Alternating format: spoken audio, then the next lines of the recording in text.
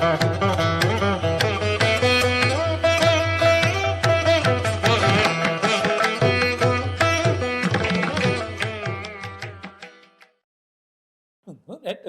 đo tiếng để từng để đo mấy đi để đo tiếng nhắn tin để đo để gửi để đo mấy để từng để từng để đo để tiếng cùng để đo để gửi để đo để tiếng để đo để mình để đo để từng hết tiếng để đo để tiếng để đo sẽ mấy đi để đo để là mấy để đo mấy đi cùng để đo để đến để để đo để để đo để tự nó để đo để vững để nó để đo tiếng nhận để đo nghĩ tiếng nghe biết அது மீனராசி. அதுவும் பர்டிகுலராக புரட்டாதி உத்திரட்டாதி ரேவதி நட்சத்திரம்.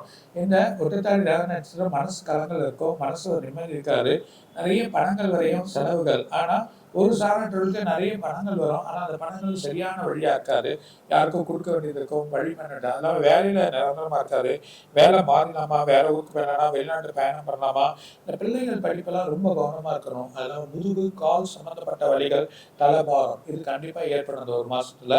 So நிம்மதியான மற்றவங்களை நோக்குறது தன்னோட உடலை நோக்கிக்கிறது நல்லது. நம்ம உடம்பு எப்படி வழி இருக்கோ அதை பார்த்து செயல் பண்ணால் நல்ல ஒரு பலன்கள் கிடைக்கும். ஆனால் இவங்க முழுக்க முழுக்க பெருமாளை வேண்டதான் நல்லது.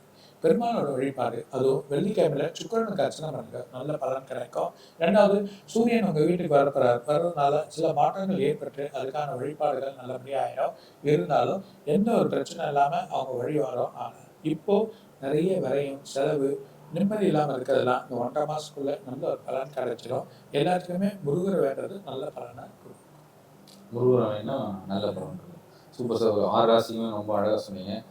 மீண்டும் ஒரு நல்ல தருணத்தில் அடுத்த மாதம் கிளியராக மக்களுக்கு கண்டிப்பாக